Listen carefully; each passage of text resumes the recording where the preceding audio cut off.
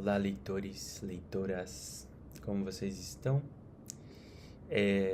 Neste segundo encontro aqui para este canal Metrópole Literária, tão recentemente criado,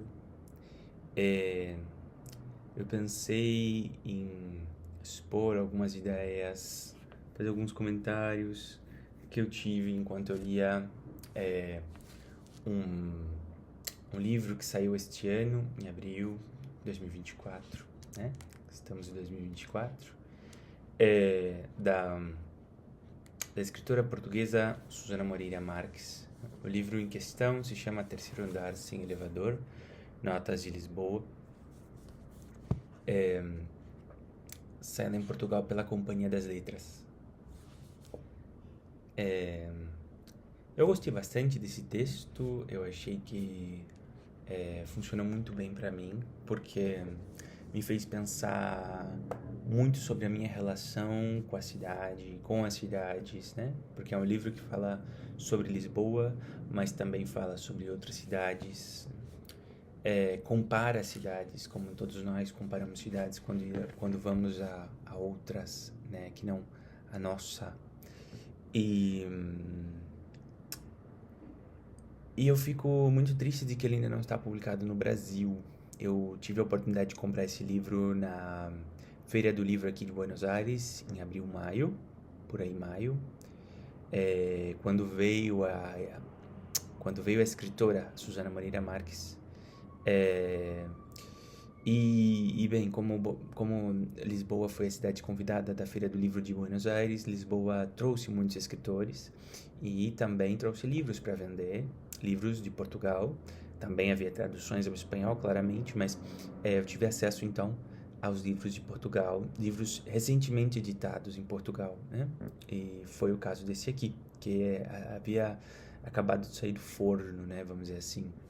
É um livro muito bonito, né? Tem essa arte aqui que se relaciona, essa pintura aqui, né? Essa arte gráfica, enfim, eu vou muito mais além do que isso na minha especificação da arte, que se relaciona com o texto em si, né? Antes de passar para os meus comentários do livro, a Susana, ela me assinou o livro e fez uma pequena dedicação, né, para o Rafael, esse livro que vai dar mais vontade de chegar a Lisboa. Não só me deixou com mais vontade de chegar a Lisboa, senão que me fez reflexionar muito sobre bom, as cidades em que eu circulo, né, vamos dizer assim. Então, fico muito feliz porque com a proposta de uma coisa eu terminei levando duas, né. Bom, pra gente conversar um pouco, ou melhor dito, começar um pouco falando sobre a autora, a Susana, ela nasceu no Porto no ano de 76 e depois fez estudos de cinema, estudos de comunicação, e ela trabalhou como correspondente em Londres, né, durante um tempo, até que ela voltou para Lisboa. E essa volta, perdão, ela voltou para Portugal e foi morar em Lisboa. E essa volta, ela é muito importante porque ela funciona assim como uma espécie de marco, né, na escrita deste livro, porque é um livro centrado nessas formas de ver e rever os lugares, né? Então, viajar ao exterior faz com que quando você volte, você veja aqueles lugares que eram tão familiares de forma distinta. Bom, entre outros livros, a Susana escreveu Agora e na Hora de Nossa Morte, Quanto Tempo Tem um Dia, e Lençóis Pretos, Chapéus de Palha e Brincos de Ouro. São livros fundamentalmente de não ficção literária, como é o caso deste aqui, tá? Também é de não ficção literária. O título já dá uma pista do que se trata, ou seja, do gênero, né, que a gente tem aqui. O gênero de discurso é a nota, né? Quer dizer, é uma não ficção literária, o que não ficção pode dizer muita coisa, pode ser uma biografia, pode ser uma crônica, pode ser, enfim, várias coisas. Mas eu acho que aqui a nota ela é utilizada de forma que ela fragmenta bastante o discurso, né? Fragmenta bastante o que a Susana está tentando contar aqui. E também é uma coisa muito íntima, ao mesmo tempo é uma coisa que ela não conta grandes segredos, quer dizer, isso aqui não é um diário, né? Isso aqui não é uma biografia, mas possibilita essa intromissão do íntimo nesse discurso que se pretende, né? Vamos dizer assim, que se pretende mais de observação, né? Em alguns momentos, vamos dizer assim, se misturam duas coisas, se mistura um tono mais, ou seja, se misturam observações de natureza reflexiva, de natureza íntima, pessoal. Então ela conta coisas sobre as filhas dela, né? Ela conta coisas sobre ela mesma, o passado dela. Em alguns momentos parece que a gente está lendo um livro de memórias, e em outros a gente tem a impressão de que estamos lendo um fragmento de um diário, de quando a pessoa faz um pensamento assim, que surge durante o dia. E também temos a impressão de estar lendo em outros fragmentos crônicas, né? Então ali ela conta o que acontece na janela do apartamento dela. Ela conta que quando existe silêncio na rua dela é mau sinal. Ela conta, enfim, uma série de coisas ali que são descrições do cotidiano, né, da cidade de Lisboa. Então é uma mistura. As notas permitem uma liberdade para a escritora que eu acho que funciona muito bem, né? Funcionou muito bem. E para a gente já ir entrando no texto em si, né? A gente pode dizer que são várias notas, né? Como eu já tinha dito anteriormente, que vão sendo agrupadas, né, em coleções, né?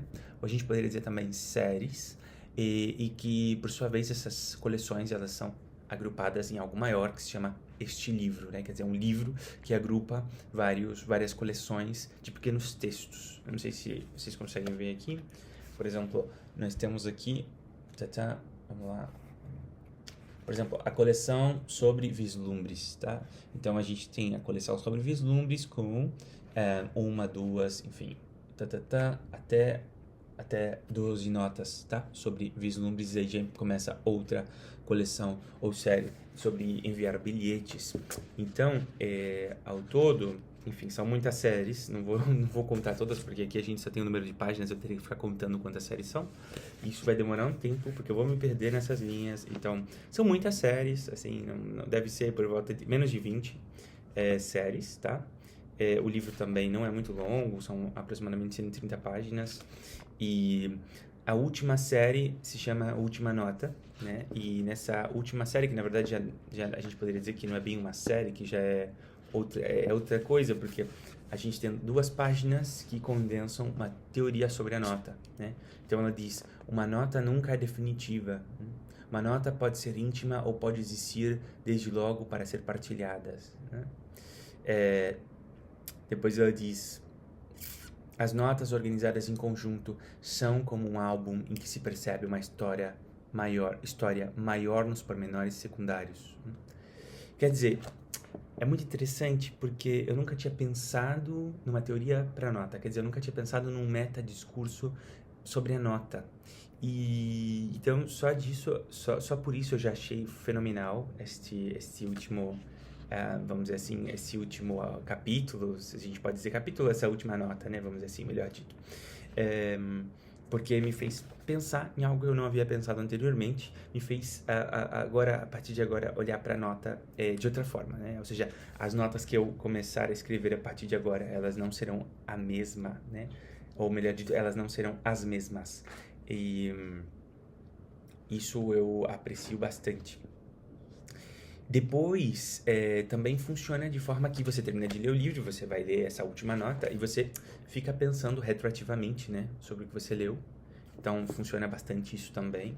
Talvez poderia estar no início, porque no início a gente teria como uma espécie de prefácio, né, vamos dizer assim, que seria também muito interessante para ler as notas do miolo do texto.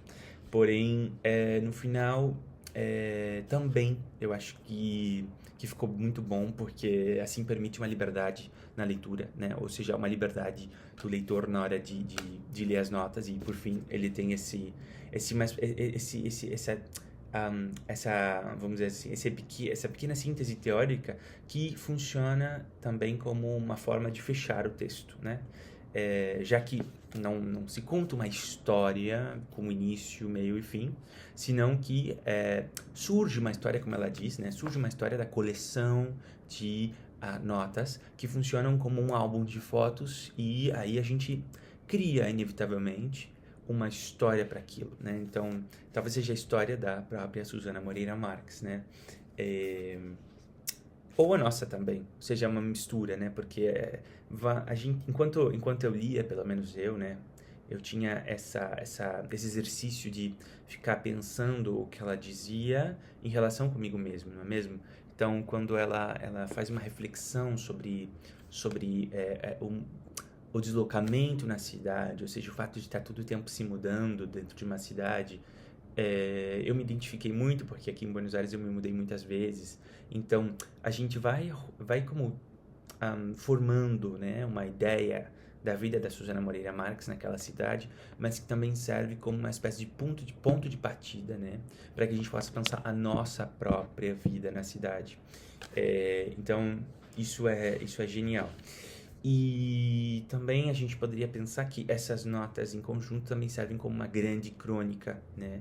Uma grande crônica sobre um indivíduo na cidade, né? Uma grande crônica sobre Susana Moreira Marques, mas que poderia ser outra pessoa na cidade de Lisboa ou em outra cidade. Como eu venho dizendo para vocês, eu acho que o grande logro, não sei se eu posso usar essa palavra, ou seja, o grande acerto desse livro foi pensar o concreto, nossa, acendi uma luz, o concreto, e a partir desse concreto chegar no universal, né? Porque a partir da experiência dela com Lisboa, a gente tem a experiência de todos, ou de grande parte dos seres humanos, né? Numa cidade grande, né?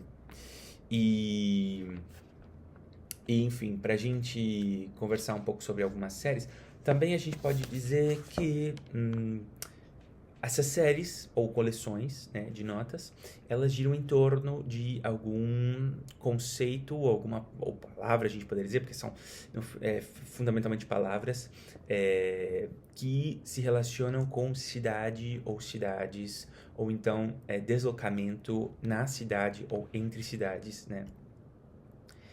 Então, a primeira série é sobre o silêncio, a segunda série é sobre os desvios, a terceira é sobre mudanças.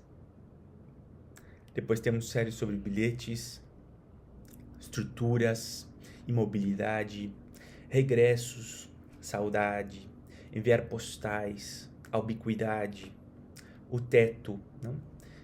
A janela, são coisas aí relacionadas com também a estrutura, né, de uma casa que faz parte da cidade, porque a cidade, ela é estrutura, ela é espaço, né, físico, e ela também é geográfico, né, e ela é também as pessoas que habitam, né, então são pessoas que sentem saudades quando elas se deslocam, ou então as que ficam, né. São pessoas que sentem, né, que percebem, melhor dito, o silêncio. Enfim, e aí vai. Tem mais séries ainda e tal. Eu gostaria de ler apenas alguns poucos fragmentos aqui. Eu acho que... Deixa eu ver se eu encontro... Bom, eu acho que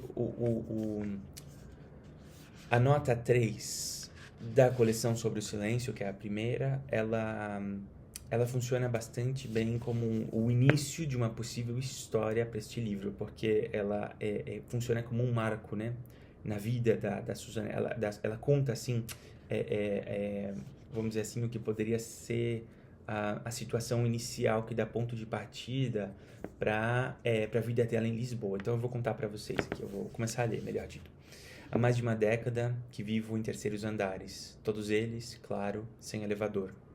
Já antes de ser mãe, vivia num terceiro andar sem elevador, e mesmo depois da perspectiva de bebês com seus carrinhos, sacos de mudas de fraldas, mudas de roupa e restante parafernália, continuei a viver em terceiros andares sem elevador.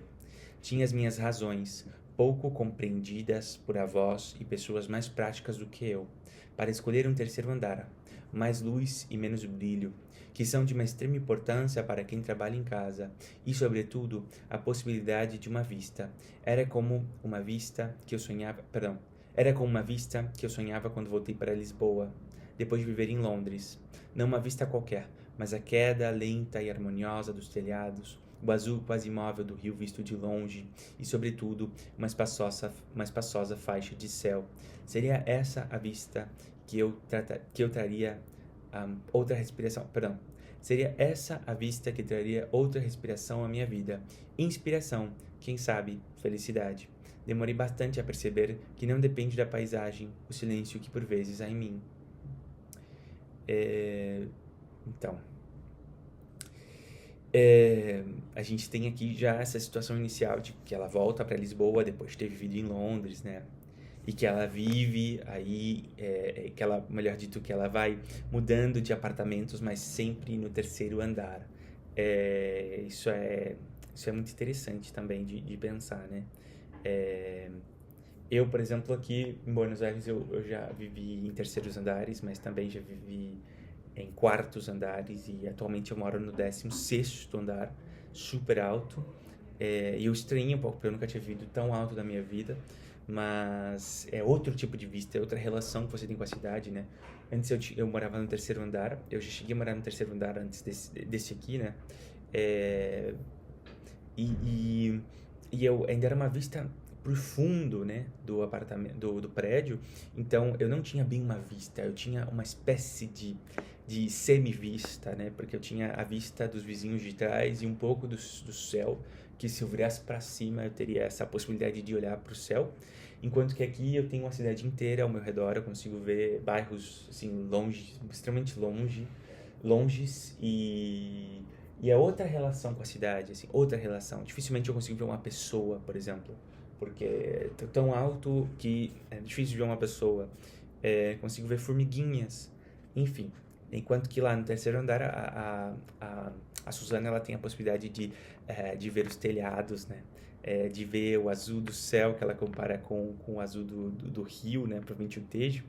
E depois ela também vai contar em outras coleções de notas que ela observa os vizinhos na janela, observa os vizinhos na rua, tem essa proximidade, porque o terceiro andar ainda é muito próximo, né, da rua. Você consegue, inclusive, até conversar com uma pessoa gritando, talvez, mas você consegue conversar com uma pessoa na rua enquanto você está na janela do terceiro andar. Depois ela fala uma coisa curiosa que aqui na coleção sobre saudade, que ela diz assim: não tenho grande amor pela palavra saudade, não gosto de usá-la, pode facilmente parecer pretensiosa, pseudo-poética, tristonha, melodramática, banal na sua exclusividade, um pouco pilhosa no seu clichê. Procuro alternativas. Por que há alternativas? Sentir falta, em alguns casos, nostalgia, noutros, ou então um sentimento nacional. E depois ela vai citar numa outra nota a poeta brasileira Ana Martins Marques, que ela vai dizer assim: pense no amor que você nunca teve e perdeu. Essa foi a definição que a Ana Maria Marques, né, ela deu no poema tentando explicar a Amy o que é saudade. É muito interessante isso, né? Ou seja, como a saudade ela define muito o que é ser português, e também é muito importante pra gente que está todo o tempo se deslocando, né, entre cidades, né, como foi o caso dela, como acaba sendo o meu caso, já que eu me desloco bastante entre a minha cidade natal e a minha cidade, e vamos dizer assim, a cidade em que eu vivo hoje, que é Buenos Aires, e a gente sempre deixa pessoas, né, dos dois lados, e são pessoas que sentem saudades, nós sentimos saudades, e a Suzana depois em outra coleção, ela vai falar sobre enviar bilhetes e como ela tinha ou ainda tem o hábito de enviar bilhetes aos familiares, né? Enviar Pera, vou buscar aqui. Não enviar bilhetes, enviar cartões postais. Cadê? Onde está? Enviar postais, ela diz simplesmente isso. Enviar postais. Que ela envia, ela tem esse hábito de enviar postais, né? Eu gosto muito dos postais, mas para deixá-los na minha biblioteca, eu compro postais nos museus. Ela também diz aqui que ela também faz isso, que ela comprava postais nos museus para ela poder ter aquelas imagens das obras que ela pôde ver, né, nos museus, para mostrar para as filhas dela no futuro, quem sabe, né? Eu gosto também de comprar postais de obras de arte quando eu vou aos museus, ou então até mesmo de cidades, né? Outra série, eu terminei nem finalizando o meu comentário sobre saudade, mas nada mais, não era muito mais do que aquilo, que eu achei interessante o fato dela não gostar de uma palavra tão, vamos dizer assim, endeusada, né, divinizada por todo mundo, pelo fato de ser a única palavra da língua portuguesa e tal. A única palavra, vamos dizer assim, não a única palavra, que ser uma palavra única na língua portuguesa, que não tem nas outras línguas, né? Ser intraduzível e blá blá blá, enfim. Eu também tenho as minhas ressalvas com a palavra saudade. Mas também eu trouxe também esse fragmento para que vocês pudessem perceber que este livro está repleto de reflexões. E reflexões que se relacionam com aquilo que a gente conversou sobre cidades e fundamentalmente a cidade de Lisboa, mas também se relacionam com esta palavra, com esta palavra principal que ordena a coleção. Então seria despedida, saudade, estruturas, estar à janela, a ubiquidade. Eu gosto muito da ubiquidade. E daí funciona assim como uma espécie de rede, né? São notas assim postas em rede, cujo centro seria essa palavra, esse conceito que está aí estruturando essas notas, essa coleção de notas, né? A gente podia pensar também numa imagem bonita que está muito na moda da constelação, então seria uma espécie de constelação, né? E, bom, eu vou ler por último essa nota, essa primeira nota da coleção sobre a ubiquidade, que diz assim, não vou ler a nota inteira, mas eu vou ler apenas o final dessa nota, tá? O último parágrafo, são 3 parágrafos. É uma nota relativamente longa pro tamanho das notas usuais deste livro. Vamos dizer assim, começa assim o parágrafo. Talvez não seja um feito da tecnologia e se trate apenas da natureza humana. A partir de certa idade, nunca estamos apenas num só lugar, mas em todos os lugares por onde já passamos, e todos aqueles onde desejamos ainda vir a estar. A partir de certa altura, é difícil não perguntar se poderíamos estar noutro sítio, a fazer outra coisa. Em inglês, chama-se isso Fear of Missing Out. Mas talvez não seja tanto medo de perder a oportunidade de experimentar muitas coisas, várias vidas até, antes mesmo um receio de não estar a viver a verdadeira vida que nos estava destinada. Acho que aqui a combinação das reflexões que este livro veio, porque aqui já é passando da metade, né? Esta nota já é passando da metade. Então, assim, eu acho que é uma combinação das reflexões que esse livro ele veio trazendo ao longo, né, das notas que são apresentadas aqui. Eu acho que é muito, muito relevante o que ela traz aqui, esse Fear of Missing Out, que eu vivo sentindo isso, acredito que todos nós sentimos isso em algum momento. E principalmente aquelas pessoas que desviaram muito do percurso, vamos dizer assim, mais óbvio que poderia ter sido a vida delas, que é, por exemplo, você nascer e viver e morrer na mesma cidade que você nasceu. Isso vamos dizer assim, um percurso óbvio, né? Então, essa pessoa ou as pessoas que saem desse percurso, elas vivem se perguntando se aquilo valeu a pena, se elas não erraram, ou o que elas erraram, o que teria acontecido se elas tivessem tomado outra decisão, ido para outra cidade, porque, querendo ou não, quando você... ou seja, sempre que você, se você não tem, vamos dizer assim, pais, né, que já são estrangeiros ou que já te carregam essa outra cidade nas costas deles, né, e aí eles passam esse peso para você, se você saiu da tua cidade sem esse tipo de herança prévia e você vai construir uma outra vida em outra cidade do zero, sempre há certa aleatoriedade, sempre há certo, vamos dizer assim, é, é, é, acaso quando você escolhe. Então você fica pensando, nossa, será que teria sido essa a cidade ideal? Ou será que teria sido outra, como teria sido meu destino, ou, não, meu destino, não, meu percurso em outra cidade? Qual teria sido meu destino? Isso sim, né? Qual teria sido meu destino ideal, né? Vamos dizer assim. Mas, enfim, eu acho que nós temos destinos, não um destino, e que há destinos melhores do que outros, né? Não sou tão trágico ao ponto de crer que existe um destino só e que ele é inevitável, senão que eu acredito na liberdade de escolha, realmente como também a Susana Moreira Marques, ao parecer, e que essa liberdade de escolha, ela também traz um peso enorme, porque ao escolher um caminho, a gente deixa outros tantos, né, de lado, e o peso na consciência depois é altíssimo por ficar reflexionando e se martirizando, meu Deus, porque eu não escolhi o outro caminho, o que teria sido de minha vida. É como se pra gente escolher uma vida a gente tivesse que matar tantas outras, não é mesmo? Tantas outras partes de nós mesmos. Então, para vocês terem uma ideia de quantas coisas se podem reflexionar a partir deste livro, e é verdade, esse livro não está disponível no Brasil, não está editado no Brasil fisicamente, assim, mas sim, é possível consegui-lo no Kindle. Eu vi que está disponível para baixar no Kindle por um preço razoavelmente até que acessível. Então, bom, espero que vocês tenham gostado desta pequena conversa.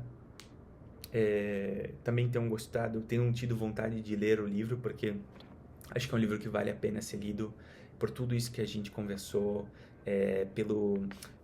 pelas questões que ela traz sobre a teoria da nota, né, que eu acho genial, sobre também pelo fato de ela ter colocado aqui muitas reflexões interessantes que nos interpelam a todos nós, e também porque é um texto muito gostoso, é simples, assim, tem uma escrita simples, por mais que a Susana, ela seja portuguesa, e a gente sabe que existem algumas diferenças entre o português de Portugal e o português do Brasil.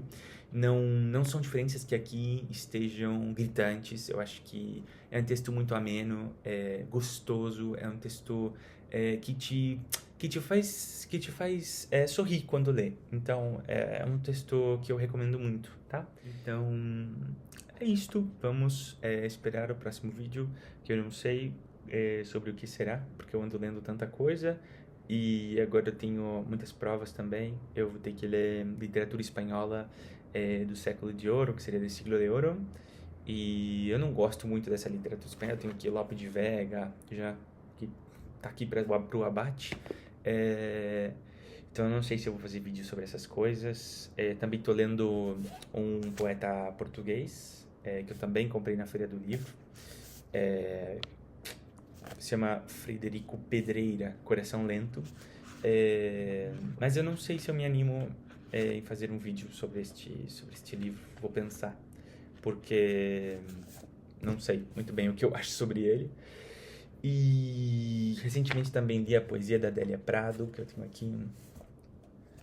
Mas também não penso em fazer um vídeo. Talvez eu faça um vídeo sobre essa antologia. É uma antologia bem substancial da Adélia Prado. São 150 poemas selecionados dos vários livros dela. Então, demorei um tempo para ler, fui lendo bem devagar. Terminei... Não lembro quando eu terminei. Acho que eu terminei na sexta ou no sábado passado. Enfim, tem uma semana já que eu terminei esse livro. E estou lendo a passos bem devagar, assim, a passos bem lentos, os poemas em prosa, o Spleen de Paris, de Baudelaire, uma edição aqui da Flammarion.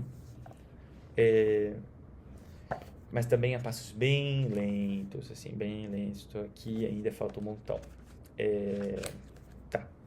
Porque, como eu disse, tenho que estudar para as provas da faculdade, que é o meu, assim, meu centro de atenção. E quem sabe eu não faço um vídeo sobre os livros que eu comprei durante o mês de junho. Poderia ser um vídeo interessante. Bom, é isto. O vídeo vai ficar por aqui e nos vemos no próximo encontro do canal. Até mais.